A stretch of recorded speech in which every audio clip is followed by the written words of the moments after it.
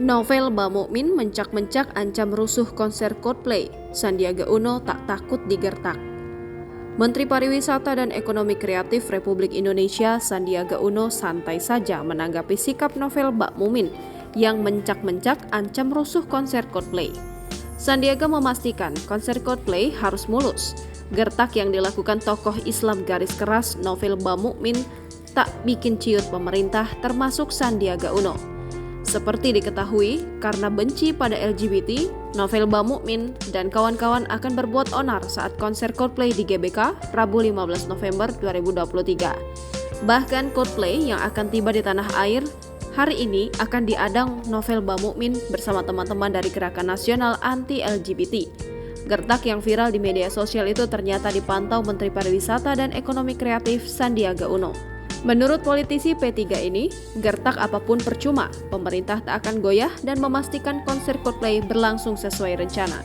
Untuk mengantisipasi hal tersebut, kata Sandiaga Uno, pihaknya sudah berkoordinasi dengan kepolisian agar konser Coldplay ini dapat berjalan dengan aman dan nyaman. Kita berkoordinasi dengan aparat penegak hukum agar konser ini berjalan dengan nyaman, aman, dan menyenangkan. Ucap Sandi di Gedung Sabta Pesona Jakarta, Senin 13 November 2023. Menurut Sandiaga Uno, konser ini tidak dapat ditunda sebab sudah lama ditunggu-tunggu oleh masyarakat. Semua keinginan untuk mengungkapkan pendapat telah terfasilitasi dan tentunya kita hormati. Tapi konser ini semua sudah sangat menunggu dan sudah masuk dalam kaidah koridor hukum kita. Maka semua pihak kita ajak untuk menyukseskan konser Coldplay, ungkapnya. Menurut Sandiaga Uno, potensi ekonomi yang didapat dari konser Coldplay ini sangat besar. Prediksi kami $1.000–1.500 per pax. Jadi kalau kita lihat ada total 80 atau 60 ribu yang kita targetkan untuk penonton, maka kita mungkin bisa melihat angka antara 70–75 juta dolar Amerika Serikat, ucapnya. Sandiaga Uno sendiri sudah membeli tiket Coldplay untuk turut menonton. Namun karena ada tugas negara, dia masih berdiskusi dengan Wakil Menteri Pariwisata dan Ekonomi Kreatif, Angela Tanusudibyo.